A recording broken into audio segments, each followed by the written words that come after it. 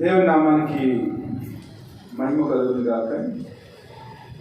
అన్యాయపు సిరి వలన మీకు స్నేహితులను సంపాదించుకునుడి. ఎందుకనగా ఆ సిరి మిమ్మును వదిలిపోయినప్పుడు వారు నిత్యమైన నివాసములలో మిమ్మల్ని చేర్చుకుందరని మీతో చెప్పుచున్నాను. ప్రార్థన చేసుకుందాం. స్తోత్రము మహాగణుడ, పరిశుద్ధుడ, మీ పాదాలకు లెక్కలేని స్తుతి స్తోత్రాలు. చదవబడిన వాక్యాన్ని బట్టి మీకు వందనాలు స్తోత్రాలు చెల్లిస్తున్నాం. వాక్యంలోని సత్యాలను మేము గమనించి ప్రభా మా జీవితంలో నీకు నమ్మకంగా జీవించే కృపను మాకు దయచేయమని, మీరే ఘనత మహిమ పొందమని ఈ మనవులన్నీ మా ప్రభు యేసుక్రీస్తు నామమున అడిగి వేడుకుంటున్నాం పరమ తండ్రి. ఆమేన్. దేవుని నామానికి వందనాలు. ఈరోజు మన పాఠం పేరు ఏమిటంటే అన్యాయపు సిరి వలన మీకు స్నేహితులను సంపాదించుకునేది. Make friends for yourselves by means of the wealth of unrighteousness. ఈ మాట వినేదానికి క్రైస్తవులుగా మనకి ఇబ్బందిగా ఉంది. శాంతి చదివినప్పుడు ఏమని చదివిందంటే మీకు స్నేహితులను సంపాదించుకొనకూడదు అని చదివింది. ఎందుకంటే అక్కడ సంపాదించుకోవడం ఉంది, కానీ మనం అలా చదవలేము క్రైస్తవులుగా. అన్యాయపు సిరి వలన స్నేహితులను సంపాదించుకుంటూ ఏంటి వినేదానికే చాలా బాగోలేదు. అయితే ప్రభువైన యేసుక్రీస్తు వారు మహాజ్ఞాని అయిన తన శిష్యులకు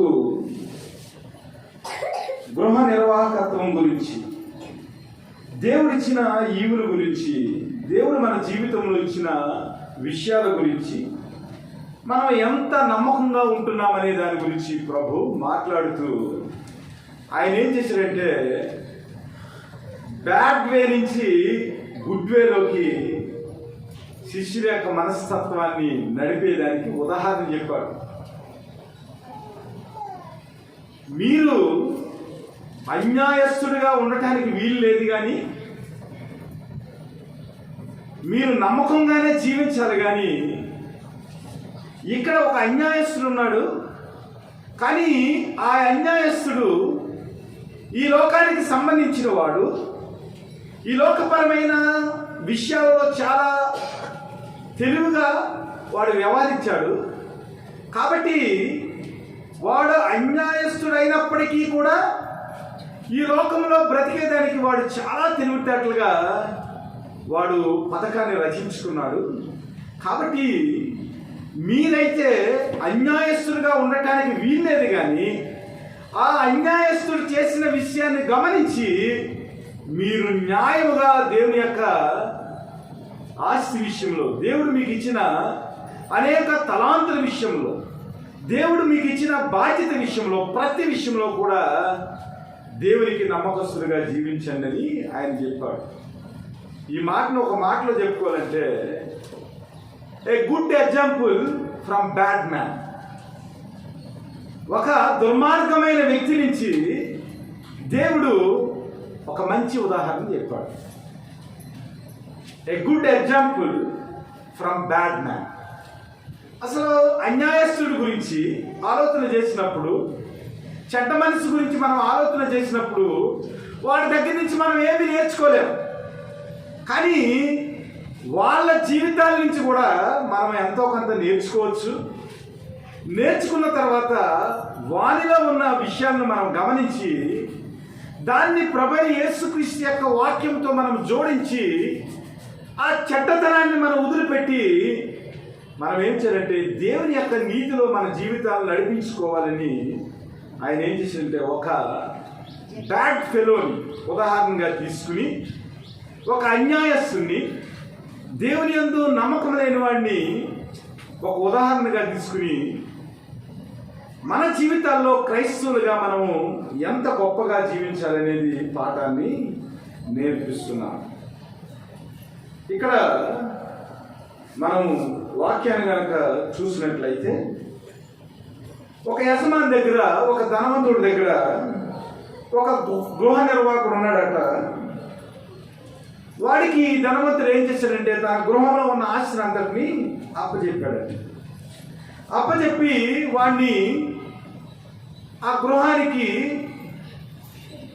దాన్ని నిర్వహించేదానికి, ఆ గృహంలో ఉన్న వ్యక్తుల యొక్క, సేవకుల యొక్క ప్రతి విషయంలో కూడా దేవుడు ఏం చేశాడంటే అధికారాన్ని ఇచ్చాడు.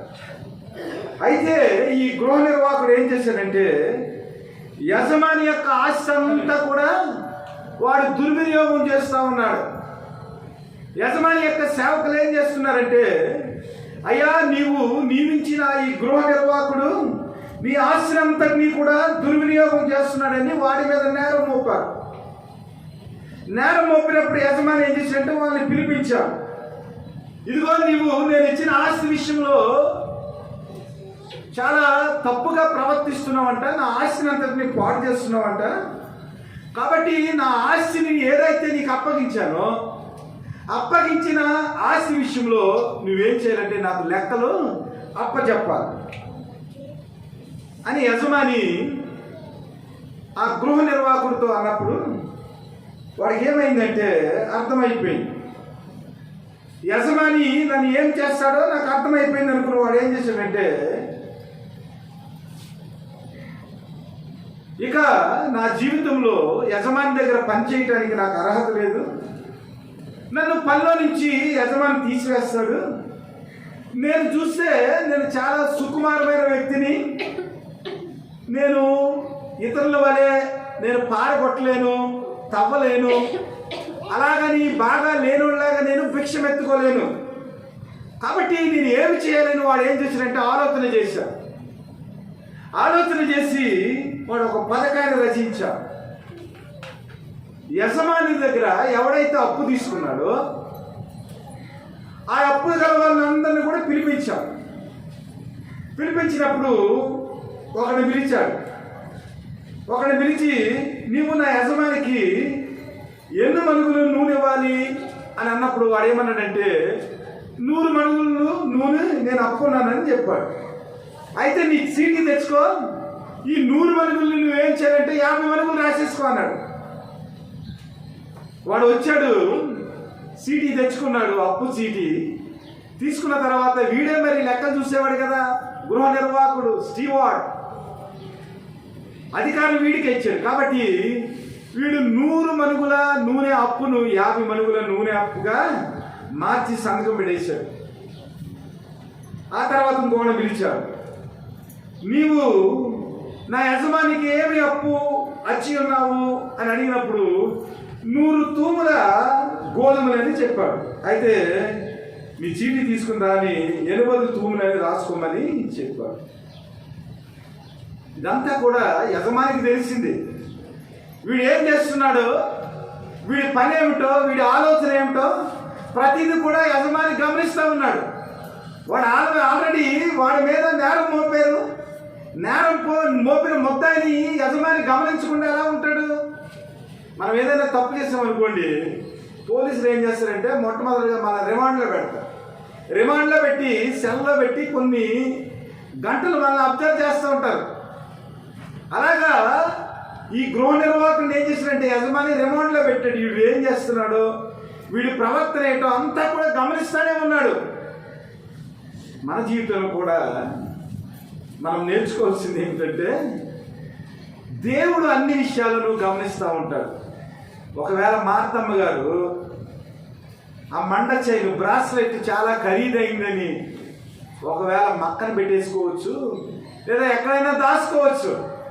ఈ లోకపరమైన వ్యక్తులు గమనించలేకపోవచ్చు, కానీ మన పరమ తండ్రి ప్రతిదీ కూడా ఆయన గమనించే వ్యక్తి. కాబట్టి దేవుడు అన్ని విషయాల్లో మనం గమనిస్తున్నాడనే విషయాన్ని మనం జ్ఞాపకం చేసుకుని, ఈ లోకపరమైన కెమెరాలు అన్ని ప్లేసుల్ని కవర్ చేయలేవు. ఈ లోకపరమైన కెమెరాలని మనం ఏం చేయొచ్చు అంటే ఏదైనా టెక్నాలజీ ఉపయోగించి ఆ కెమెరాలు పనిచేయకుండా చేయొచ్చు. కానీ దేవుని యొక్క కెమెరాని, ఆయన కళ్ళను మట్టికి తప్పించుకుని మనం తిరగటానికి, దేవుని యొక్క దృష్టి నుంచి మనం తప్పించుకుని మనం తిరగటానికి మన దగ్గర ఏ టెక్నాలజీ కూడా సరిపోదు. ఇది గమనిస్తూ ఉండాలి. వీడు ఇలా చేస్తూ ఉంటుంటే యజమాని చూశారు. చూసి ఆయన ఏం చేశాడంటే, అన్యాయస్తుడైన ఆ గృహ నిర్వాహకుడు యుక్తిగా నడుచుకున్నని వాని యజమానుడు వాని మెచ్చుకునేను. వెలుగు సంబంధుల కంటే ఈ లోక సంబంధులు తమ తరమును బట్టి చూడగా యుక్తి పరులై ఉన్నారు.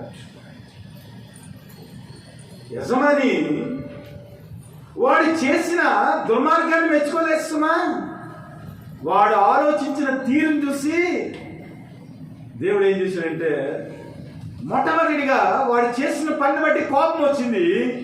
కానీ ఈ లోకంలో బ్రతికేదానికి వాడు చేసిన తీరును బట్టి ఆయన ఏం చేశాడంటే చిన్న నవ్వుకున్నాడు అనమాట. ఏంట్రా బాబు, వీడికి ఇన్ని తెలివితేటలు ఏంటి అని ప్రభు ఏం చేశాడంటే వాడి యొక్క తెలివిని చూసి ఆయన మెచ్చుకున్నట్లుగా కనబడుతుంది.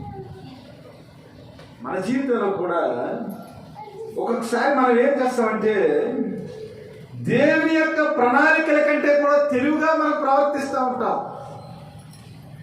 2వ కీర్తనలో ఏం రాసిపోయి ఉంటుందంటే, భూరాజులందరూ కలిసినట్ట దేవునికి వ్యతిరేకంగా ఆలోచన చేస్తున్నారంట. ఏలికలు ఏకీభవించి దేవుని గురించి వ్యతిరేకంగా ఆలోచన చేస్తున్నారంట. శిలువ పాఠం. ఆకాశంలో ఆశీనుడైన ప్రభు అట నవ్వుకుంటున్నాడు. ఏంట్రా బాబు, వీళ్ళకి ఇన్ని తెలివితేటలేంటి, నాకంటే జ్ఞానంగా వీరు ఆలోచన చేస్తున్నారు. కానీ ఈ లోకపరమైన జ్ఞానం, ఈ లోకపరమైన పరిస్థితి ఏమాత్రం కూడా నిత్య జీవానికి తీసుకుని వెళ్ళలేదు. ఈ లోకపరమైన విషయాల గురించే మీరు ఆలోచన చేస్తున్నారు తప్ప, ఈ లోకపరమైన చీకటి విషయాల గురించి మీరు ఆలోచన చేస్తున్నారు తప్ప వెలుగు సంబంధుల వరే మీరు ఆలోచన చేయటం లేదని దేవుడు ఏం చేస్తారంటే, ఒక్కొక్కసారి ఈ లోకపరమైన విషయాల్లో మనం తప్పులు చేస్తూ ఉన్నప్పుడు, తప్పటడుగులు వేస్తూ ఉన్నప్పుడు దేవుడు కూడా ఏం చేస్తాడంటే, సింహాసనం ముందు ఆసీనుడైన దేవుడు మనం చూసి నవ్వుకుంటా ఉంటాడు.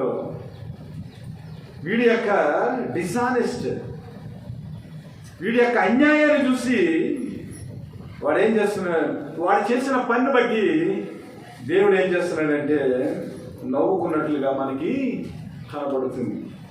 అయితే దేవుడు మనకు చెప్పే ఒక పాఠం ఏమిటంటే, ఈ లోకపరమైన చీకటి సంబంధులు, ఈ లోకపరమైన దేవుని వెంబడించలేని వ్యక్తులు వారి జీవితాల్లో అలాగే చేస్తూ ఉంటారు. కానీ మనమైతే వెలుగు సంబంధులు కాబట్టి మనం ఏం చేయాలంటే, దేవుని యొక్క బిడ్డలుగా దేవుణ్ణి మనము నేర్చుకున్న వారముగా, దేవుణ్ణి ఎరిగిన వారముగా, దేవుణ్ణి మనము అనుసరిస్తున్న వారముగా మనం ఏం చేయాలంటే, ఈ లోకపరమైన చీకటి వ్యక్తుల్లా కాకుండా మనం వెలుగు సంబంధుల వలె మనం నడుచుకోవాలని దేవుడు మనకు జ్ఞాపకం చేస్తున్నాడు.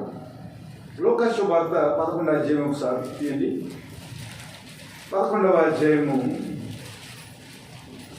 33 నుంచి 36 చదవండి. ఎవడును దీపం వెలిగించి చాటు చోటునైనను కొంచెము కిందనైనను పెట్టడు గాని లోపలికి వచ్చి వారికి వెలుగు కనబట్టకై దీప స్తంభం మీదనే పెట్టును. నీ దేహమునకు దీపము నీ కన్నే కనుక నీ కన్ను తేటగా ఉంటే నీ దేహం అంతయు వెలుగుమయమై ఉండును. అది చెడినదైతే నీ దేహమును చీకటిదై ఉండును. కాబట్టి నీలో నుండి వెలుగు చీకటై ఉండకుండా చూసుకును. ఏ భాగమైనను చీకటి కాక నీ దేహమందయు విడిచిపెట్టని వాడు నా శిష్యుడు కానేరుడు అంటున్నాడు. ఆలోచన చేయాలి. మనం వెలుగు సంబంధులుగా మన దేహానికి దీపము కన్నట. నిజంగా మార్తమ్మ యొక్క కన్ను దీపంలా పనిచేసింది కాబట్టి ఆ 2 లక్షల బ్రాస్లెట్ ఇచ్చేసింది. ఒకవేళ ఆ దీపం మూయబడింది అనుకోండి, అన్యాయస్తులాగా ఆ కన్నులో దేవుని యొక్క వెలుగు లేదనుకోండి, ఏమవుతుంది? బ్రాస్లెట్ మన ఇంట్లోకి వస్తుంది, కానీ మన కన్ను ఆరిపోతుంది, వెలగదు. ఆలోచన చేయాలి. ఆ బ్రాస్లైట్ ఇచ్చేసింది కాబట్టి దేవుని యొక్క మహిమ అక్కడ వ్యక్తపరచబడింది, దేవునికి మహిమ కలిగింది. ఎవరిచ్చారు అని అంటే మార్తమ్మ ఇచ్చిందన్నారు అనుకోండి. మార్తమ్మ, మార్తమ్మ అనగానే దేవునికి చెందిన పేరు కాబట్టి ఆ పేరును బట్టి ఆమె యేసుక్రీస్తు నమ్మిన వ్యక్తిగా ఆమె వెలుగు సంబంధి వల్ల ప్రవర్తించిందని దేవుని యొక్క నామాన్ని వారు కూడా మహిమపరుస్తారు. కాబట్టి మనకేదైనా దొరికినప్పుడు మన జీవితంలో పాపం జరగటానికి, మన జీవితంలో మనం చీకట్లో వెళ్ళటానికి అన్నిటికీ కూడా ముఖ్యమైన కారణం ఏమిటంటే కన్ను. ఈ లోకంలో మనం చెడిపోవటానికి దేనికైనా కూడా మొట్టమొదటిగా మన జీవితంలో లేదా మన మనస్సులో ఒక చెడు బీజం పట్టడానికి కారణం ఏమిటంటే కన్ను. కన్నుతో చూస్తాం, అక్కడి నుంచి మన మనస్సులో అనేక రకాల ఆలోచనలు ఏమవుతాయంటే డెవలప్ అవుతూ ఉంటాయి. వాడు మంచిగా ఉన్నాడు అనుకోండి, మంచిగా మన ఆలోచనలు డెవలప్ అవుతాయి. చెడ్డగా ఉంటే మన ఆలోచనలు చెడ్డగా డెవలప్ అవుతాయి. కాబట్టి మన దేహంలో ఉన్న దీపం ఏదైతే ఉందో, దేవుని యొక్క ఆత్మ ఏదైతే ఉందో, దేవుని యొక్క వాక్యం ఏదైతే ఉందో, అది అనునిత్యము కూడా వెలిగించబడి ఉండాలి. మన యొక్క సత్క్రియలు ఏవైతే ఉన్నావో అవి మన జీవితానికి దీపంలా ఉన్నవి. ఈ దీపాన్ని ఏం చేయాలంటే చీకట్లో పెట్టకుండా అందరికీ వెలిగించేలాగా దాన్ని మనము దీపస్తంభం మీద పెట్టినట్లయితే ఆ దీపస్తంభంలో ఉన్న దీపం వెలుగుతుంది. దాన్ని బట్టి ఆ కాంతిని బట్టి అనేక మంది వారి యొక్క జీవితాలను ఆ దీపం వెలుగులో వారు ఏం చేస్తారంటే దేవుని యొక్క ప్రేమను తెలుసుకుని తమ జీవితాలను నడిపించుకుంటూ ఉంటారు. కాబట్టి ఈ లోకంలో మనం వెలుగు సంబంధులుగా ఉన్నాము.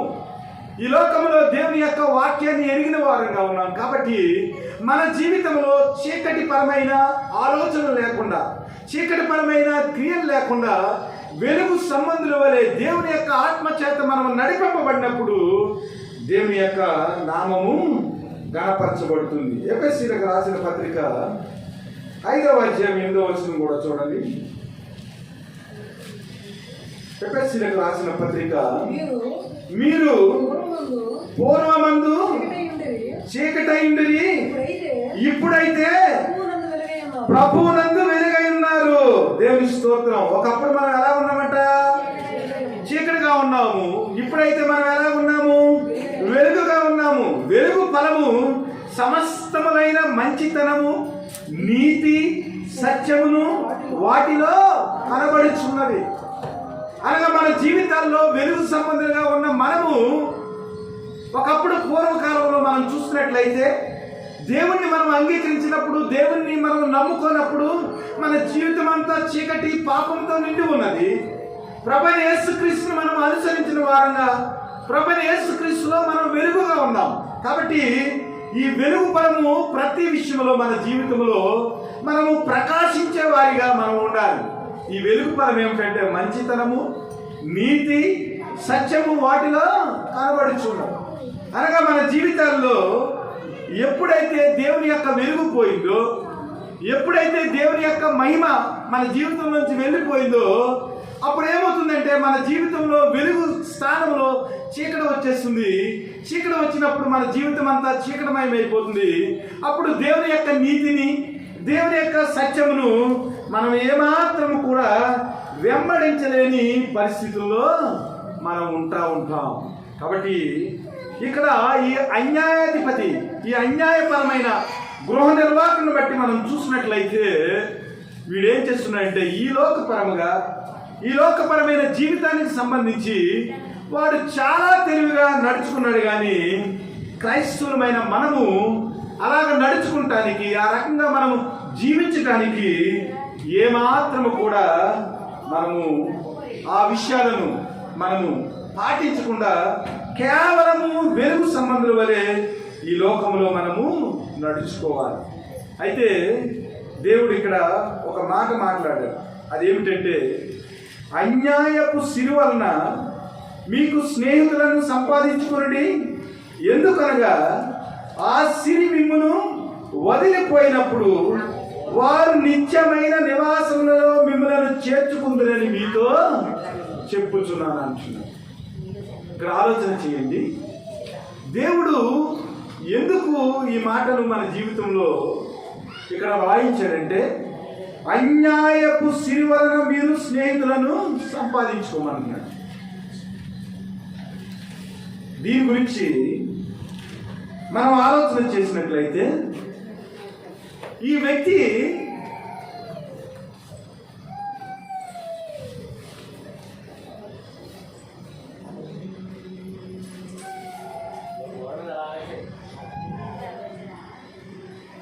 యొక్క జీవితాన్ని కనుక మనం ఆలోచన చేసినట్లయితే ఈ వ్యక్తి కష్టపడలేని వ్యక్తి.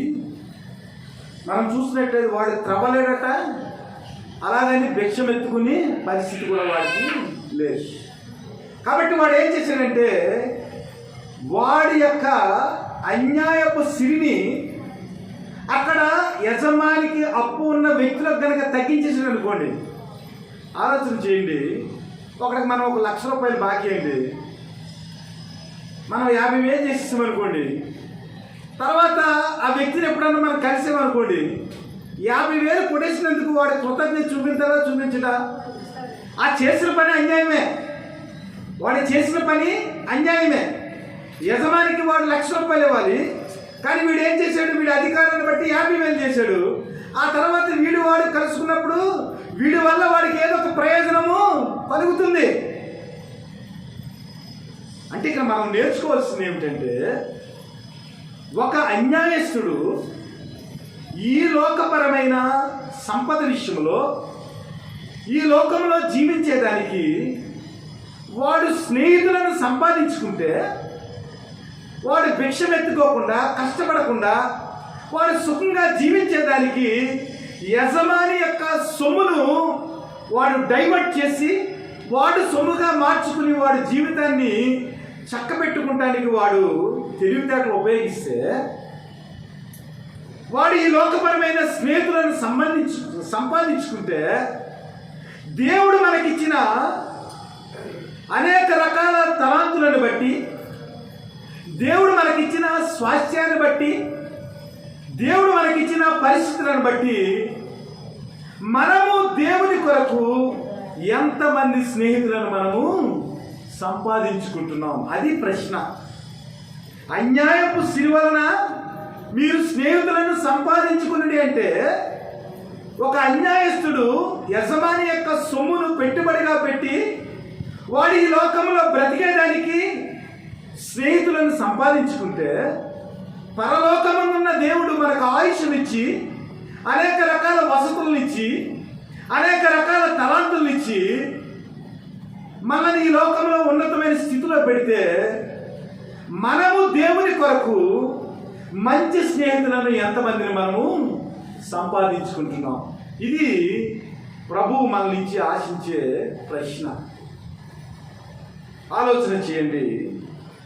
వారు నిత్యమైన నివాసంలో మిమ్మల్ని చేర్చుకుందరని మీతో చెప్పుచున్నానని. దాని కంటిన్యూషన్ ఏమన్నారంటే, ప్రభు మిక్కిలి కొంచెంలో నమ్మకంగా ఉండేవాడు ఎక్కువలోనూ నమ్మకంగా ఉండును, మిక్కిలి కొంచెంలో అన్యాయముగా ఉండేవాడు ఎక్కువలోనూ అన్యాయముగా ఉండును. మనం ఏమనుకుంటామంటే, ప్రభా నాకు 10 లక్షలు లేవు కదా ప్రభా, ప్రభా నాకు 1,00,000 రూపాయలు లేవు కదా ప్రభా, నేను ఎలా నమ్మకంగా జీవిస్తాను? నాకు 10 లక్షలు ఉంటే ప్రభా నాకు ఒక 50,000 దొరికినాయి అనుకో ప్రభా, నేను ఇచ్చేచ్చు. నా దగ్గర అసలు 50,000 లేవు కదా ప్రభా, నా దగ్గర 10 రూపాయలు ఉన్నాయి కాబట్టి 50,000 నేను తీసుకుంటా, అర్హుండే కదా ప్రభా. ఇలా ఉంటాయి మన ఆలోచన. కానీ దేవుడు ఏమంటాడంటే, కొంచెంలో 50 రూపాయల్లో నమ్మకం ఉండాలి. నేను ఒకసారి 50 రూపాయల్లో నమ్మకం లేకుండా ఉన్నాను. 50 రూపాయలకే నమ్మకం లేని పరిస్థితి నా జీవితం ఒకప్పుడు. కానీ ఈరోజు 1 కోటి రూపాయలన్నా కూడా నమ్మకంగా ఉండేదానికి దేవుడు సహాయం చేస్తాడు. మన జీవితంలో మనం ఏమనుకుంటా ఉంటామంటే, చాలా చిన్నవారం, మనకి ఏ విధమైన ఆస్తులు లేవు, మనకి ఏ విధమైన స్వాస్యాలు లేవు, కాబట్టి మనకున్న దాంట్లో మనం ఎలా నమ్మకం ఉంటే అసలు ఏమీ లేదు కదా అనుకుంటాం. అనుకుంటాం. కానీ దేవుడు మనకి ఏమి ఇచ్చాడో మనం చూస్తే దేవుడు ఇచ్చిన ప్రతిదీ కూడా మనకు కనబడుతుంది. దేవుడు మనకి ఎలాగిస్తాడంటే, ఇందాక మనం చదువుకున్న వాక్య భాగంలో సాక్ష్యాల టైంలో, బలా నమ్మకమైన దాసుడా, నీవు కొంచెంలో నమ్మకం ఉండి కనుక అనేక దాని మీద నీకు అధికారాన్ని ఇస్తాను అంటున్నాడు. ఒకడికి 5 తలాంతులు ఇచ్చాడు, ఒకడికి 2 తలాంతులు ఇచ్చాడు, ఒకడికి 1 తలాంతే ఇచ్చాడు. దేవుడు మనకి ఇచ్చే తలాంతులు ఎలా ఉంటుందంటే, అక్కడ వాక్యంలో మనం చూసినప్పుడు మన సామర్థ్యాన్ని బట్టి ఇస్తాడు. రానుడికి 10 కోట్లు ఇచ్చాడు అనుకున్నాడు, ఏ వ్యాపారం చేస్తాడండి? లైసెన్స్ లేనడికి డ్రైవింగ్ చేసేదానికి ఒక మంచి 2 లక్షల కారు లేకపోతే ₹1 కోటి కారు ఇచ్చాడు అనుకున్నాడు, ఏం చేస్తాడు? డైరెక్ట్గా తీసుకెళ్ళి గుద్దేస్తాడు. దేవుని యొక్క ఆస్తి పోతుందా? ఒకడికి 1 తలంతా ఇచ్చాడు, వాడికి సామర్థ్యం లేదు. ఒకడికి 1 తలంతా ఇచ్చాడు దేవుడు, ఆ 1 తలంతిని దేవుని మీద నమ్మకం లేకున్నాడు. భూమిలో వాడు పాతి పెట్టి దేవుడిని అంటున్నాడు కదా, నువ్వు విత్తన చోట నువ్వు కోసేవాడు, పంట కోసేవాడు, ఏమి ఇవ్వకుండా అడుగుతావు, కాబట్టి నువ్వు ఇచ్చినట్లే నేను భూమిలో దాచిపెట్టానంటే దేవుడు అన్నాడు, ఒరే వెధవా, నీ పరిస్థితి ఎలా ఉంది కాబట్టి దాన్ని తీసుకుని కలిగిన వాడికి మరలా ఇవ్వండి అని దాన్ని తీసుకుని ఇచ్చి ఈయన్ని తీసుకెళ్ళి నువ్వేం చేయాలంటే నరకంలో పడే అక్కడ పళ్ళు కొరుక్కుంటాం, అగ్నిగుండం ఉంటుందంట. ఇక్కడ ఆలోచన చేయండి. దేవుడు మన సామర్థ్యాన్ని బట్టి మనకి ఇస్తూ ఉంటాడు. నీకు ₹2 ఇచ్చాడనుకో, నీ సామర్థ్యం అదే. ఒకరికి ₹10 ఇచ్చాడనుకో, నీ సామర్థ్యం అదే. ఆ ₹10లోనూ నువ్వు నమ్మకంగా ఉండాలి. అప్పుడు నీకేం చేస్తాడు? ₹100 ఇస్తాడు. ₹100లో నమ్మకం ఉంటే 1000 ఇస్తాడు. 1000లో నమ్మకం ఉంటే 1,00,000 ఇస్తాడు. 1,00,000లో నమ్మకం ఉంటే ₹1 కోటి ఇస్తాడు. కోట్లో నువ్వు నమ్మకం ఉంటే 10 కోట్లు ఇస్తాడు. కొంచెంలో నువ్వు నీ యొక్క నమ్మకత్వాన్ని నువ్వు నిరూపించుకున్నట్లయితే. ఒక లేడీ మంచి ఆఫీసరు రిటైర్ అయిపోయిన తర్వాత మొత్తం డబ్బులన్నీ కూడా వచ్చిన డబ్బులు ఇంచుమించు 96 లక్షలు వచ్చినాయి అంట. చాలా రీసెంట్గా 96 లక్షలు కూడా అప్పులకి వెళ్ళిపోయి అంట. ఇంకా కొడుకు పెళ్ళి అవ్వలేదంట. నాకు కలిసిన తర్వాత అమ్మాయి ఎలా ఉన్నారంటే, అయ్యగారు రిటైర్ అయిపోయినా అన్నారు. అమ్మాయి ఏం చేస్తున్నా అంటే, ఏం చేస్తున్నాను అయ్యగారు, వచ్చిన 96 లక్షలు కూడా అప్పులకి వెళ్ళిపోయి ఇంకా కొడుకు పెళ్ళి అవ్వలేదు. మరి ఎక్కడ జరిగిందమ్మా ఫాల్ట్? నువ్వు రోజు చర్చికి వెళ్తావు, విశ్వాసం కదా. అయ్యగారు నేను తప్పేటో తెలుసుకున్నాను. ఏంటి, ఏం చేసావంటే, అయ్యగారు నేను అంత పెద్ద ఉద్యోగం చేశాను, నేను రిటైర్ అయ్యేటప్పుడు 2,12,000 నా జీతం. నేను ఒక కాలేజీ ప్రొఫెసర్గా నేను రిటైర్ అయ్యాను. ఒక్కరోజు కూడా నా దశమ భాగాన్ని నేను తీయలేదు. 96 లక్షలు వస్తున్నాయి అనుకున్నాను, కానీ 96 లక్షలంతా కూడా అప్పులకి వెళ్ళిపోయింది. కొంచెంలో నమ్మకం. నీ జీతం ₹10 నమ్మకం, ₹100 నమ్మకం, ₹1000 నమ్మకం. దేవుడు నీకు ఇచ్చిన కొంచెంలో నువ్వు నమ్మకంగా ఉన్నట్లయితే, దేవుడిచ్చిన కొంచెంలో నీవు దేవునికి మిక్కిలి ప్రియపాత్రుడిగా ఉంటే, దేవుడు ఏం చేస్తాడంటే తన యావదాస్తిని నీకు అప్పచెప్తాడు. ఇక్కడ అన్యాయస్తుడు తన పనిలో నుంచి ఎందుకు తీవేయబడ్డాడంటే, ఆ వ్యక్తిని నమ్మి దేవుడు ఏం చేస్తాడంటే తన గృహాన్ని, తన స్వాస్థ్యాన్ని, తన దోసులను ఆ గృహాన్ని అప్పచెప్పాడు. కానీ వాడేం చేశాడంటే, యజమానిచ్చిన ఆస్తి విషయంలో వాడు నమ్మకంగా లేకపోవడం బట్టి వాడికి ఏమైందంటే ఆ పనిలో నుంచి వాడు తీసివేయబడ్డాడు. కానీ వాడికి లోకపరమైన తెలివితేటలు ఉన్నాయి కాబట్టి వాడు కొంత మట్టికి ఈ లోకంలో జీవించేదానికి వాడు తన ప్రణాళికను రచించుకున్నాడు. కానీ పరలోకంలో జీవించేదానికి, నిత్య స్వాస్థ్యంలో మనం ప్రవేశించేదానికి దేవుడిచ్చిన కొంచెంలో మనము ఎంత నమ్మకంగా మనం ఉండగలుగుతున్నాం? ప్రశ్న. దేవుడిచ్చే ఆ సత్యధనము ఇక్కడ ఏమన్నాడంటే, కాబట్టి మీరు అన్యాయపు సిరి విషయంలో నమ్మకముగా ఉండని ఎడల సత్యమైన ధనమును ఎవరు మీ వశము చేయుదురు. దేవుడు ఈ లోకంలో మనకిచ్చిన దాంట్లో 10 రూపాయల్లో మనం నమ్మకంగా లేకపోతే ఇంగ్లీష్లో ఏమనుందంటే రిచెస్ అని ఉంది. ఏమనుంది? రిచెస్, ట్రూ రిచెస్, నిజమైన ధనం పరలోకంలో దాయబడి ఉంది. ఈ లోకంలో దేవుడిచ్చిన ధనంలోనే నీవు నమ్మకంగా లేకపోయినట్లయితే పరలోకములో దేవుడు మన కొరకు దాచి ఉంచిన ఆ సత్యధనమును దేవుడు మీకు ఎలాగా తన వశానికి, మీ వశానికి ఎలాగా ఆయన అప్పచెప్తాడు ఆలోచన చేయాలి.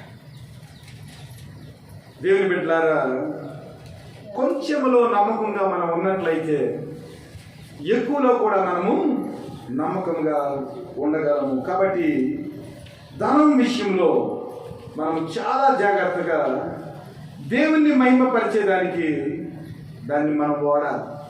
ఒక అన్యాయశ్రీ లోకంలో బ్రతికేదానికే స్నేహితులను సంపాదించుకుంటే పరలోకంలో నిత్యము ఉండే ఆ స్వాస్థ్యాన్ని సంపాదించుకుంటానికి, ఆ సత్యధనాన్ని మనం సంపాదించుకుంటానికి ఈ లోకంలో దేవుని కొరకు మనం ఎంత నమ్మకంగా జీవించాలో ఆలోచన చేయండి. దేవుడిచ్చిన తలాంతులే కానీ, దేవుడిచ్చిన వయస్సే కానీ, దేవుడిచ్చిన అనేక రకాల స్వాస్థ్యాలే కానీ, ఏదైనా నీకు దేవుడిచ్చింది కొంచెమైనా కూడా దాన్ని నమ్మకంగా దేవుని కొరకు లేదా దేవుని యొక్క రాజ్యం కొరకు వ్యక్తులను సంపాదించడానికి మనం ఎంత నమ్మకంగా మనము ఉంటున్నామనేది మనం జ్ఞాపకం చేసుకోవాలి.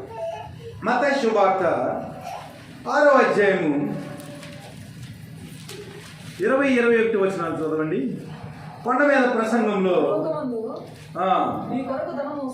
పరలోకమందు మీ కొరకు ధనమును కూర్చుకుని అచ్చట చిమ్మెటైనను తుప్పైనను దాన్ని తినివేయదు, దొంగలు కన్నము వేసి దొంగిలింపరు. నీ ధనం ఎక్కడ నుండునో అక్కడనే నీ హృదయము.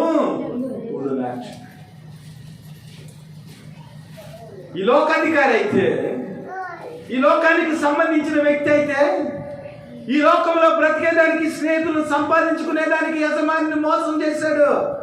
వాడు చీకటి సంబంధి, మనమైతే వెలుగు సంబంధులం. కాబట్టి దేవుని యొక్క నీతిని, దేవుని యొక్క సత్యాన్ని మనం ఆచరించవలసి వారు. కాబట్టి అలాగ ఆచరించినప్పుడు మన జీవితంలో పరలోకమందు స్వాస్యం, నిజమైన స్వాస్యము మనకు దేవుడు దయచేస్తాడు. కాబట్టి పరలోకమందు మీ కొరకు ధనమును కూర్చుకుని అక్కడ చిమ్మిటైనను తుప్పైనను దాన్ని తినివేయదు, దొంగలు కన్నము వేసి దొంగిలింపరు. నీ ధనము ఎక్కడ నుండునో అక్కడే నీ హృదయము ఉండును. అంటే దీని అర్థం ఏమిటంటే పరలోక సంబంధమైన విషయాలలో నీ ఆలోచన ఉంటే నువ్వేం చేస్తావంటే నీ ధనాన్ని పరలోక సంబంధమైన విషయాలకు నువ్వు ఖర్చు పెడతావని. నీ ధనం ఎక్కడ ఉండునో అక్కడనే నీ హృదయం ఉండునంటే దాని అర్థం ఏమిటంటే నీ ధనాన్ని పరలోకంలో పెట్టుబడి పెట్టేవనుకో, అనగా దేవుడిచ్చిన ఆ కొంచాన్ని ఈ లోకపరమైన స్నేహితులను సంపాదించడానికి కాకుండా పరలోక సంబంధితమైన స్నేహితులను సంపాదించడానికి నీ ధనాన్ని వేపరిచినప్పుడు ఏమవుతుందంటే ఈ ధనము పరలోకమందున్న అకౌంట్లోనికి వెళ్ళిపోతుంది. అప్పుడు నీ హృదయం ఎక్కడికి వెళ్ళిపోద్ది అంటే పరలోకానికి వెళ్ళిపోతుంది. కాబట్టి దేవుడు మనకి ఇచ్చిన ఆ కొంచెంలో మనం ఎలా ఉంటున్నాం. మత్తయి శుభవార్త 25వ అధ్యాయం 34 నుంచి మనం చూసినట్లయితే 40 వరకు, 25వ అధ్యాయం 34 నుంచి 40 వరకు. రైట్. అప్పుడు రాజు తన కుడివైపున ఉన్న వారిని చూసి, నా తండ్రి చేత ఆశీర్వదింపబడిన వారులారా రండి, లోకము పుట్టినది మొదలుకొని మీ కొరకు సిద్ధపరచబడిన రాజ్యమును స్వతంత్రించుకుని.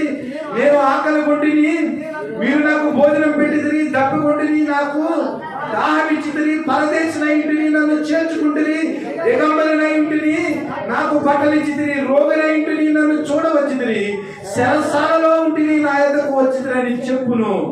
అందుకు నీతిమంతులు, ప్రభా, ఎప్పుడు నీవు ఆకలి కొని ఇండుట చూసి నీకు ఆహారం ఇచ్చితిని, నీవు దప్పుకున్నట్టు ఇంటి చూసి ఎప్పుడు దాహం ఇచ్చితిని, ఎప్పుడు పరదేశం ఇండుట చూసి నిన్ను చేర్చుకుంటుని, దిగబడిన ఇండుట చూసి బట్టలు ఇచ్చితిని, ఎప్పుడు రోగిన ఇండుటనైనను శరసాలలో ఉండుటైనను చూసి నీ వద్దకు వచ్చిందని ఆయనను అడిగాను.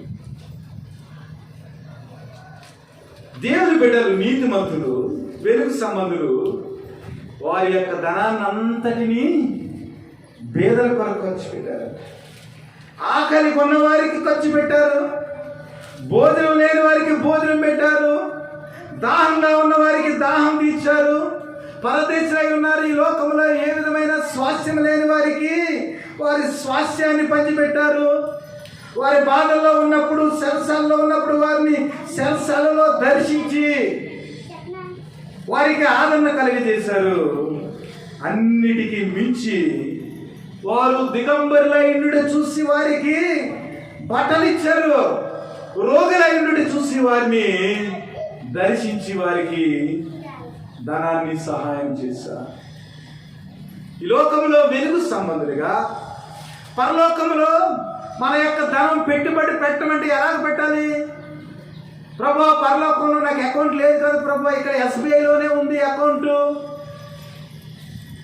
నేను ఒక వీడియో పెట్టాను, పొరపాటుని ఎవరైనా తెలియని వాళ్ళు OTP చెప్పమంటే చెప్పేశారు కదా, మొత్తం ఈ అకౌంట్ అంతా ఖాళీ అయిపోద్ది. కానీ పరలోకంలో ఉన్న అకౌంట్లో ఎవరు కూడా దొంగలు దానిని దొంగిలింపలేరు. పరలోకం యొక్క అకౌంట్లో మనం డబ్బులు వేయాలంటే మార్గం అదేనమాట. నువ్వు ఎలాగ పేటిఎం చేయాలంటే, ఎవడైనా బట్టలు లేనప్పుడు వాడికి బట్టలు కొనిస్తే ఆ ఖరీదు పరలోకంలోనే అకౌంట్లోకి వెళ్ళిపోతే, రోగిగా ఉన్నప్పుడు మన సహోదరుని దర్శించి హాస్పిటల్లో వాడికి డబ్బులు ఇచ్చామనుకోండి, నీకు ఏ విధమైన పేటిఎం నువ్వు డౌన్లోడ్ చేసుకోకుండానే, యాప్ డౌన్లోడ్ చేసుకోకుండానే డైరెక్ట్గా దేవుని యాప్లోనికి కనెక్ట్ అయిపోతుంది.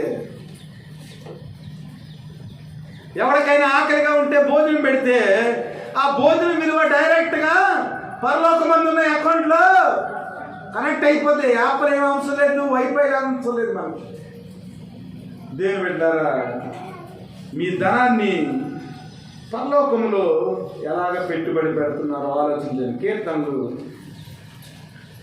111 5, 6 వచనం. కీర్తనలు 112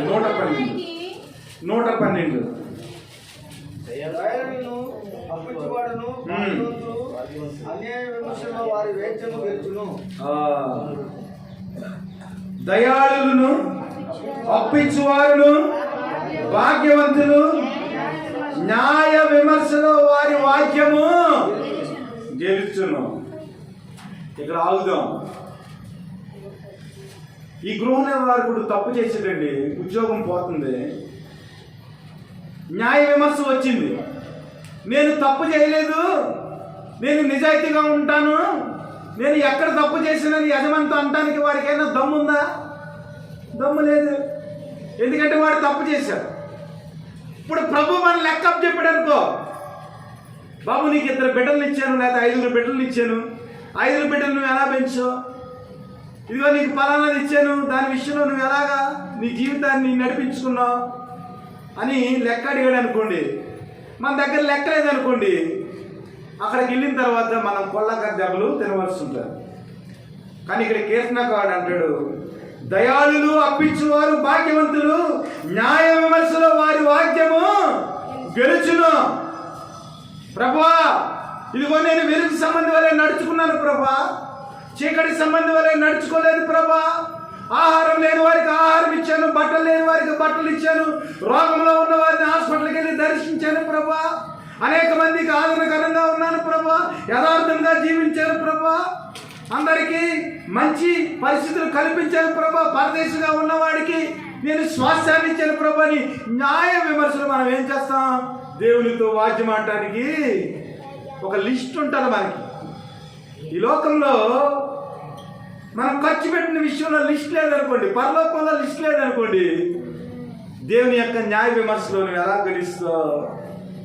అట్టివాడు ఎప్పుడును కదలింపబడు, నీతిమంతులు నిత్యము జ్ఞాపకములో ఉందురు. వెలుగు సంబంధులు నిత్యం కూడా జ్ఞాపకంగా ఉంటారు, వారు ఏమాత్రము కూడా కదిలించబడరు. 9వ వచనం చూడండి, వాడు దాతృత్వము కలిగి పేదలకు ఇచ్చును, వాని నీతి నిత్యము నిలుచును, వాని కొమ్ము ఘనత నుండి హెచ్చింపబడు. దేవుని స్తోత్రం. వాని కొమ్మంట ఘనత నుండి హెచ్చింపబడదండి. ఎవరి కొమ్ము? నీతిమంతుల కొమ్ము. దాతృత్వమ కలిగి పేదలకు ఇచ్చేవాడు కొమ్ము. వాడి నీతి నిరంతరం నిలుస్తుందట. ఆ తర్వాత ఏమవుతుందంటే వాడు కొమ్ము ఘనత నుండి హెచ్చింపబడి అంటున్నాడు. ఏప్రిల్కి రాసిన పత్రిక 6వ అధ్యాయం 10వ వచనం చదవండి. మీరు చేసిన కార్యమును మీరు పరిశుద్ధులకు ఉపచారం చేసి ఇంకను ఉపచారము చేయుచుండుట చేత తన నామమును బట్టి చూపిన ప్రేమను మరుచుటకు దేవుడు అన్యాయస్తుడు. మీరు ఏం పని చేశారో, దేవుని నామాన్ని బట్టి ఎవరికి మీరు సహాయం చేశారో, ఏ పాస్టర్ గారికి మీరు ఉపచారం చేశారో ఇక రాయబడింది చూడండి. మీరు పరిశుద్ధులకు ఉపచారం చేసి ఇంకను ఉపచారం చేయుచుండేది చేత తన నామమును బట్టి చూపిన ప్రేమను మరుచుటకు దేవుడు అన్యాయస్తుడు కాదు. పాస్టర్ గారికి కొద్ది మంచి నీళ్ళు ఇస్తే ఏమైపోద్దు అనుకునే వాళ్ళు కూడా ఉన్నారు సుమా. ఏమన్నాడంటే, నా భక్తుడికి గిన్నెడి చన్నీళ్ళు ఇస్తే మీరు ఇచ్చిన చన్నీళ్ళకి కూడా నేను ప్రతిఫలం ఇస్తాను. నా ప్రవక్తకు మీరు భోజనం పెడితే ప్రవక్తకు సంబంధించిన ప్రవక్త ఫలాన్ని ఇస్తాను. నీతిమంతుడిని మీరు సేవ తీస్తే ఆ నీతిమంతుడికి సంబంధించిన నీతి ఫలాన్ని కూడా నేను ఇస్తాను. ఎందుకంటే మనమంటే అన్యాయస్తులం, కానీ దేవుడు అన్యాయస్తుడు వాడు. మీ పిల్లలకు మీరు మంచి ఈవులు నీయనెరుగగా పరలోకముందున్న మీ తండ్రి మీకు నిశ్చయముగా మంచి నీవులు ఇచ్చింది కదా. మీరు అన్యాయస్తులు, కానీ అన్యాయస్తులైన మీరు మీ పిల్లలకు మంచి ఈవులు ఇవ్వాలని మీరు అనుకుంటారు. మరి పరలోకముందున్న మీ తండ్రి నిశ్చయముగా మీకు పరిశుద్ధాత్మను వస్తుంది కదా. దేవుని బిడ్డలారా, కొంచెంలో నమ్మకంగా ఉంటే ప్రభు ఏం చేస్తాడంటే పరలోకమందున్న నిజమైన సత్యతనాన్ని దేవుడు మనకి ఇస్తాడు. కాబట్టి అన్ని విషయాల్లో కూడా మనం ఏం చేయాలంటే దేవునికి విశ్వాసపాతులుగా జీవించాలి. నేను ఒక డివోషన్లో ఈ మాటల గురించి అధ్యయనం చేసినప్పుడు డివోషన్ ఇలా రాయబడడం చాలా జాగ్రత్తగా వినాలి. What are the true riches? It could be opportunities to serve in a position of leadership in the church. నమ్మకంగా ఉండటమంటే ఏమిటో, నిజమైన సత్యధనం అంటే ఏమిటో చెప్తున్నాడు భక్తుడు. సంఘంలో దేవుడు నీకు ఒక అవకాశం ఇచ్చేయడానికి ఒక లీడర్గా ఉండేదానికి. సంఘంలో నిన్ను దేని మీదైనా దేవుడు ఒక బాధ్యతను అప్పచెప్పాడనుకో, ఆ బాధ్యత విషయంలో దేవుడు ఇచ్చిన దాన్ని బట్టి నువ్వేం చేయాలా? నమ్మకంగా ఉండాలి. ఒకవేళ గుడిని తుడిచే పరిచర్య నీకు ఇచ్చిననుకో, ఆ పరిచర్యలో నువ్వు నమ్మకంగా ఉండాలి. కొంచెంలో నమ్మకంగా ఉండాలి. ప్రసాద్ గారు లాగా పాటలు పాడటంలో నాకు ఇవ్వలేదు, అసలు నువ్వు కొంచెంలోనే నమ్మకం లేకుండా టయానికి రాకుండా దేవుని యొక్క పనుల్లో నీవు ఏమాత్రం పాలు పంపులు పంచుకోకుండా నీకు లీడర్షిప్ అచ్చింది ఫస్ట్ ఎలా వచ్చేస్తుంది? నేను చెప్పిన మాటలు కాదు, భక్తుడు రాసిన మాటలు. To serve in a position of leadership in the church, it could be a Sunday school teacher for junior boys. ఒక సండే స్కూల్ టీచర్గా దేవుడు సంఘంలో నేను పెట్టాడనుకో, చిన్నపిల్లలకు బోధించేదానికి. ఆ విషయంలో నువ్వు నమ్మకంగా ఉంటున్నావా? నేననే మాటలు కాదు. It could be A Sunday school teacher for your junior boys. The true riches could be the eternal souls of people you will touch with your life. దేవునికి సంబంధించిన ఆత్మలను నీవు స్పృశించేదానికి, వాటిని దేవునిలో తీసుకొచ్చేదానికి, నీవు నమ్మకంగా జీవిస్తూ నీ జీవిత విధానం ద్వారా, దేవుడు సంఘంలో నీకు ఇచ్చిన పాత్ర ద్వారా, నీ ప్రవర్తన ద్వారా వారిని దేవునిలోనికి ఆకర్షించగలుగుతున్నావా? If any case a person first be faithful with the little unrighteous things. అన్యాయపు విషయంలో కూడా, అన్యాయపు సొమ్ము విషయంలో కూడా నీవు దేవునికి విశ్వాసపాత్రుడిగా నీ జీవితాన్ని నిరూపించుకోవాలి. How can you the owner? You must follow his direction in how to handle these works. అన్యాయపు సిరి విషయంలో నువ్వు ఎలాగ ప్రవర్తించాలో దేవుణ్ణి అడిగి దేవుని వాక్య ప్రకారం నువ్వు జీవించినప్పుడు అన్నిటికీ ఓనర్ అయి ఉన్న దేవుడు, నీకు సమస్తాన్ని దయచేసిన దేవుడు నీకు యజమాని కనుక ఆ యజమాని యొక్క సూచనలను ఆజ్ఞలను నీవు పాటిస్తూ అన్యాయపు సిరి విషయంలోను, దేవుడు నీకు ఇచ్చిన సిరి విషయంలోను నువ్వేం చేయాలంటే నమ్మకముగా నీవు ప్రవర్తించాలి అని చెప్పి you must recognize the God owns everything. దేవుడు సమస్తాన్ని నీకు ఇచ్చాడని నువ్వు జ్ఞాపకం చేసుకో. నెక్స్ట్ ఏమన్నాడంటే, since the God is giving as he directs tithe to the church, offering to the other ministries and to meet the needs of others, then he just might give you more opportunities to the minister అంటాడు. అంటే దేవుడు నీకు ఇచ్చిన జీవితంలో నువ్వు దశమ భాగం ఇవ్వాలి. అలాగే దేవుడు నీకు ఇచ్చిన ఉన్నతమైన స్థితిలో ఎవరైతే దేవుని యొక్క సేవ చేస్తున్నారో వారికి కూడా నీవు ఎంతో కొంత సహాయం చేయాలి. అవసరంలో ఉన్న వారిని నీవు కనికరించాలి.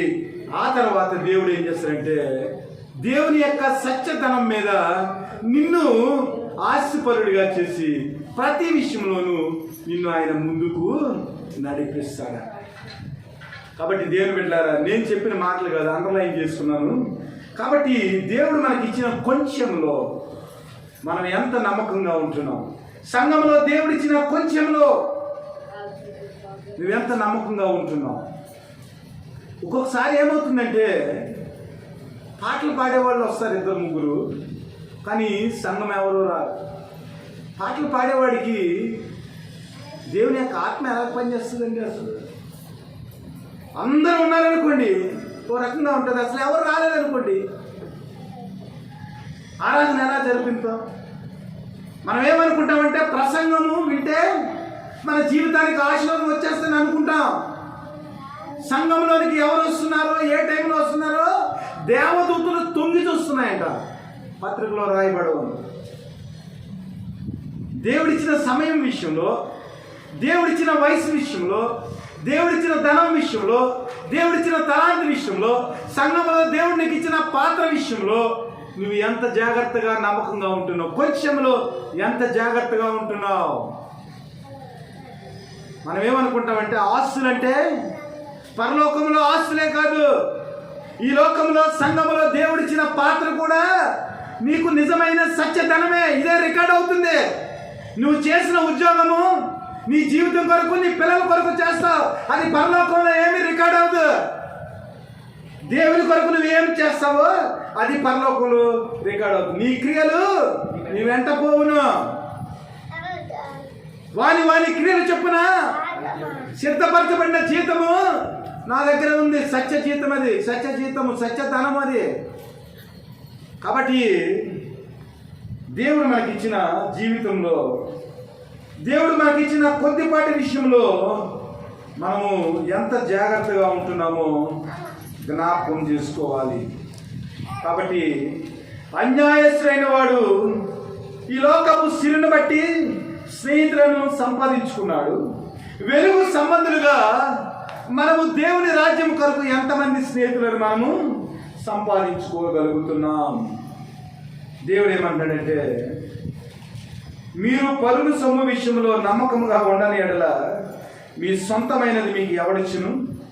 ఏ సేవకుడు 2 యజమానులను సేవింపలేడు. వాడు ఒకరిని ద్వేషించి ఒకరిని ప్రేమించును, లేక ఒకరిని అనుసరించి ఒకరిని తృణీకరించును. మీరు దేవునికి సిరికిని దాసులు కాలేరు. కాబట్టి మీరు సిరిని ప్రేమిస్తే దేవుణ్ణి ప్రేమించలేరు, దేవుణ్ణి ప్రేమిస్తే సిరిని మీరు ప్రేమించలేరు. దేవుణ్ణి నేను సేవిస్తాను, సిరిని నేను సేవిస్తాను అని అన్నారనుకోండి, మీరు పచ్చి మోసగాళ్ళని లెక్క. ప్రభా నువ్వు ఇచ్చావు కాబట్టి నువ్వు ఇచ్చిన ధనాన్ని ప్రేమిస్తాను, ప్రభా నువ్వు నాకు ఇచ్చావు కాబట్టి, నువ్వు దేవుడు కాబట్టి నిన్ను కూడా నేను ప్రేమిస్తానని అన్నాను. రెండింటికి నేను దోషులుగా ఉంటానంటే దేవుడు ఏమాత్రం కూడా ఒప్పుకోడు. మీరు దేవునికి సిరికిని ఒకేసారి దాసులుగా ఉండలేరు. ఒకవేళ మీరు ధనాన్ని తృణీకరిస్తే దేవుణ్ణి ప్రేమిస్తున్నారని, ఒకవేళ దేవుణ్ణి ప్రేమించినట్లయితే ధనాన్ని తృణీకరిస్తున్నారని ఆలోచన చేసుకోండి అని దేవుడు ఏం చేస్తున్నాడు? అక్కడ ఉన్న శిష్యులతో చెప్తున్నాడు. ఇది క్రైస్తవ బిడ్డలతో చెప్పబడుతున్న మాటలు, అన్యజనులకు చెప్పబడుతున్న మాటలు కాదు. వారు చీకటి సంబంధులు, ఈ లోకపరంగా వారి ప్రణాళికలు వేసుకుంటారు. ఈ లోకపరంగా అన్యాయం సిరితో వారు ధనాన్ని సమకూర్చుకుని స్నేహితులను సమకూర్చుకుంటారు. మనమైతే వెలుగు సంబంధులుగా దేవుని యొక్క నీతిని, దేవుని యొక్క న్యాయాన్ని పాటించి వెలుగు సంబంధమైన ఆ యొక్క కిరణాలలో మనం ఏం చేయాలంటే నీతియుక్తమైన జీవితాన్ని జీవిస్తూ దేవుడు మనకిచ్చిన కొంచెంలో మనం నమ్మకంగా ఉంటూ అనేకమైన వాటిపైన స్వాస్యాన్ని మనము మన జీవితంలో పొందుకునేదానికి మనము అడుగులు వేయాలి. ఒకవేళ కనుక మనము సిరిని కనుక ప్రేమిస్తే మన జీవితం ఏమవుతుందో అది కూడా చూద్దాం. తిమోతికి రాసిన పత్రిక, మొదటి పత్రిక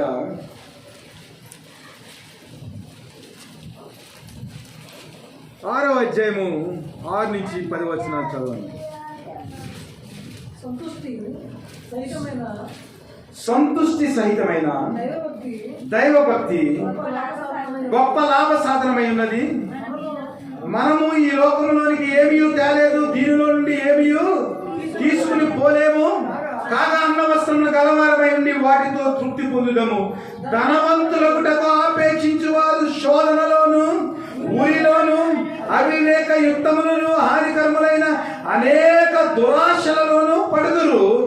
అట్టి మనుషులను నష్టంలోను ముంచివేయును. ఎందుకనగా ధనాపేక్ష సమస్తమైన కీడులకు మూలము. కొందరు దాన్ని ఆశించి విశ్వాసం నుండి తొలగిపోయి నానా బాధల్లో తామును పొడుచుకుని. దేవుడు పొడిచాడా? దేవుడు పొడిచాడా? దేవుడు శోధనలో పెట్టాడా? పెట్టలేదు. వారు ఏం చేశారంటే ధనాన్ని నమ్ముకున్నారు. ధనము సమస్తమైన కీళ్లకు మూలమని తెలుసు కూడా దాన్నే వారు ఆచరించారు. విశ్వాసం నుంచి తొలగిపోయారు. నానా విధమైన బాధల్లో వాళ్ళు మునిగిపోయి తమ్మును తామే పొడుచుకున్నారు. ధనాన్ని గనక ఆశ్రయిస్తే, ధనాన్ని ఇచ్చిన దేవుణ్ణి ఆశ్రయించకుండా, ధనాన్ని ఆశ్రయించి దేవుడిచ్చిన కొంచెంలో మనం నమ్మకంగా లేకుండా ఉంటే మన జీవితంలో విశ్వాసం నుంచి తొలగిపోయి మనల్ని మనమే పొడుచుకునే స్థితిలోనికి మనం వెళ్ళిపోతాం. దేవుడు ఏమంటున్నాడంటే ఇక్కడ మనం అండర్లైన్ చేసుకోవాల్సిన మాట ఏమిటంటే, ధనవంతులకుటకు ఆపేక్షించువారు శోధనలోను, ఉరిలోను, అవివేక యుక్తములను, హానికరములైన అనేక దురాశలలో పడుదురు. అట్టి మనుషులను నష్టములోను, నాశనములోను ముంచివేయు. కాగా మనము అన్న వస్త్రములు గలవారై తృప్తితో ముందు. కాబట్టి మన జీవితంలో దేవుడిచ్చిన ఈ ఆయుష్ని, దేవుడిచ్చిన రక్షణను, దేవుడిచ్చిన కొద్దిపాటు వసతులను మనం ఎలాగ నమ్మకంగా మనం ఉపయోగించగలుగుతున్నాం ఆలోచన చేయాలి. ఒక చెడ్డ వ్యక్తి ఈ లోకంలో జీవించేదానికి అన్ని తెలివితేటలుంటే, దేవుని చేత కొనబడిన వ్యక్తులుగా, దేవుని ప్రేమను పొందుకున్న వ్యక్తులుగా, దేవుని కొరకు మనము దేవుని రాజ్యం కొరకు దేవుడిచ్చిన ఆ తలాంతులను ఎంతగా మనం ఉపయోగించాలి ఆలోచన చేయాలి. కొంతమందికి పాటలు పాడే తలాంతు ఉంటుంది, కానీ పాటలు ప్రాక్టీస్ చేయరు. ఆలోచన చేయండి. కొంతమంది చదువు లేని వారు దేవుని వాక్యాన్ని వినేదానికి చదువున్న వాళ్ళ దగ్గరికి వెళ్ళి వాక్యాన్ని రోజుకి 2-3 అధ్యాయాలు చదివించుకుని వినేవారు ఉన్నారు. డిగ్రీలు చదివిన 66 పుస్తకాలు గురించి చెప్పమంటే చెప్పలేని పరిస్థితి. దేవుడి జ్ఞానం ఇస్తే సంవత్సరానికి ఒక్కసారి కూడా బైబిల్ పుటలను తిరగవేయలేని పరిస్థితి. దేవుడిచ్చిన ఆయుష్ని దేవుని వాక్యాన్ని చదవటానికి, దేవుని దగ్గర ప్రార్థన చేయటానికి, దేవుని సహవాసంలో నీవు పెట్టుబడి పెట్టడానికి నీ వయసులో ఎంత శాతము దేవుని కొరకు నువ్వు నమ్మకంగా ఉపయోగించో? దేవుడిచ్చిన ఆయుస్సుని దేవుని కొరకు నువ్వు నమ్మకంగా ఉపయోగించలేకపోతే నీ జీవిత కాలం అంతా కూడా వేస్ట్ కింద లెక్క. దేవుని యొక్క రికార్డులో ఏమాత్రం కూడా అది రికార్డు చేయబడదు. దేవుడు నీకు ఏ టాలెంట్స్ ఇచ్చాడో ముందు గమనించు. దేవుడు నీకు ఏ అధికారాన్ని ఇచ్చాడో గమనించు. నీకు ఏ విధమైన టాలెంట్ లేదనుకో, కనీసం సంఘంలో అందరికంటే ముందుగా వచ్చి ప్రార్థన చేయి. ప్రభా, ఈరోజు వాక్యం నాతో మాట్లాడాలి ప్రభా, నా సంఘ బిడ్డలతో మాట్లాడాలి ప్రభా, యవనస్తులతో మాట్లాడాలి ప్రభా. అనేక మంది యవనస్తులు ప్రభా వ్యసనంలో పడిపోతున్నారు, దేవుణ్ణి ఆశ్రయించకుండా తమ సమయాలను వ్యర్థం చేసేసుకున్నారు ప్రభా. అలాంటి యవనస్తుల్లో నా కుమారుడు ఉన్నాడు, నా కుమార్తె ఉంది, అనేక మంది నా బంధువులు ఉన్నారు ప్రభా. వారిని మార్చడానికి ప్రభా ఇదిగో నేను ప్రార్థన చేస్తున్నాను ప్రభా. నా సమయాన్ని ప్రభా నీ బలిపీఠం దగ్గర ప్రభా నేను కన్నీరు కారుస్తున్నాను ప్రభా. వారిని కనికరించవా ప్రభా? This is also recorded. ఇతరుల కొరకు నువ్వు చేసిన ప్రార్థన అది రికార్డ్ అవుతుంది. దేవుని బిడ్డలారా, ఆలోచన చేయండి. దేవుడు మనకిచ్చిన వాటిలో ఎలాగ నమ్మకంగా ఉంటున్నాం? ఎంతమంది స్నేహితులను మనం సంపాదించగలుగుతున్నాం? ఆలోచన చెయ్యాలి.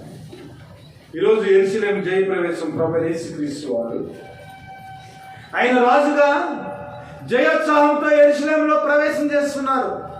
దీనుడుగా, గాడిదిగా దేవుడిచ్చిన ప్రణాళికను సిద్ధం చేసి, దేవుడిచ్చిన ఆయుష్ను 33.5 సంవత్సరాల ఆయుష్లో దేవుడు 30 సంవత్సరాలు తన తల్లిదండ్రులకు సేవ చేసి బాధ్యతాయుతమైన వ్యక్తిగా తన జీవితాన్ని కట్టుకొని దేవుడిచ్చిన ప్రతి దాన్ని కూడా 100% తన తండ్రి అయిన దేవుని చిత్తానికి ఆయన విధేయత కలిగి జీవించి ఏం చేశారంటే జయోత్సాహముతో ఆయన గాడిద పిల్ల మీద ఊరేగుతూ యెరూషలేముకి వెళుతున్నాడు. యెరూషలేముకి వెళ్తూ ఉన్నప్పుడు యేసు ప్రభు యొక్క ఆ యొక్క నీతిని బట్టి, యేసు ప్రభు చేసిన కార్యాలను బట్టి అక్కడ ఉన్న ప్రజలు జయధ్వానాలు చేస్తూ దావీదు తనయ ఓసన్న ఓసన్న అని జయధ్వానాలు చేస్తున్నారు. మరి దేవుడు మనకిచ్చిన అవకాశాలను బట్టి, దేవుడు మనకిచ్చిన ఆయుష్ను బట్టి మనం కూడా పరమ యెరూషలేములోనికి ప్రవేశించేటప్పుడు, మనం మరణమైనప్పుడు దేవదూతలు లేచి ఇదిగో దావీదు కుమారుడు పరదేశకు వస్తున్నాడని జయమని మన జీవితాన్ని బట్టి చెప్పగలరా? ఇదిగో బలా నమ్మకమైన దాసుడిగా కొంచెంలో నమ్మకంగా ఉన్నాడు. అసలు లాజరుకి ఏమీ ఉన్నదండి దేవుడు. మీరేదనుకుంటున్నారు? పరలోకంలో వెళ్ళేదానికి అసలు లాజరుకి ఏమి ఇచ్చాడండి దేవుడు? అసలు కట్టుకుంటాక బట్టలు లేవు, ఉండటానికి నివాసం లేదు, తినటానికి కనీసం బల్ల కింద పడిన రొట్టె ముక్కలు కూడా లేవు. కానీ బీద లాజరు పరలోకానికి వెళ్ళటానికి గొప్ప కారణం ఏమి తెలుసా? తనకి ఏమీ లేకపోయినా దేవుని స్తుతించాడు, ఆరాధించాడు. తనకిచ్చిన ఆయుష్ను బట్టి ఆ కురుపులతో గీసుకుంటున్న భోజనం లేకపోయినా అన్ని సంవత్సరాలు దేవుడు అతన్ని పోషించాడు. కాబట్టి ఆ పోషించిన విధానాన్ని బట్టి ఆయన రోగి అయి ఉన్నా కానీ కూడా దేవుని దూషించకుండా బలా నమ్మకమైన దాసుడిగా బీదలాజరు ఉన్నాడు. కాబట్టి అబ్రహాము రూమును కూర్చున్నాడు. ధనాన్ని ఇచ్చాడు, మంచి వస్త్రాలను ఇచ్చాడు, అనేకమైన వసతులను ఇచ్చాడు, కుటుంబాన్ని ఇచ్చాడు, అన్నదమ్ములను ఇచ్చాడు, అన్నిటినీ ఇచ్చాడు. కానీ పక్కనున్న బీదలాజరుకి కనీసం ఏమాత్రం కూడా సహాయం చేయలేదు. అగ్నిగుండంలోకి వెళ్ళిపోయాడు. How you are faithful to the God in small things. చిన్న చిన్న విషయాలు మనం ఎలా నమ్మ. బీదలాజరు కన్నా దీనమైన స్థితి మనకి, బీదలాజరు కంటే దీనమైన స్థితి. భోజనం లేక ఎవడైనా భోజనం ఇంగిలన్నం వాడు మిగిలితే తినేంత స్థితి మంది. But Lazarus is very faithful. What the God given life? యోగు, ఇదిగో ప్రభా నువ్వు ఇచ్చావు, తీసుకున్నావు, నీకు మహిమ కలుగును గాక.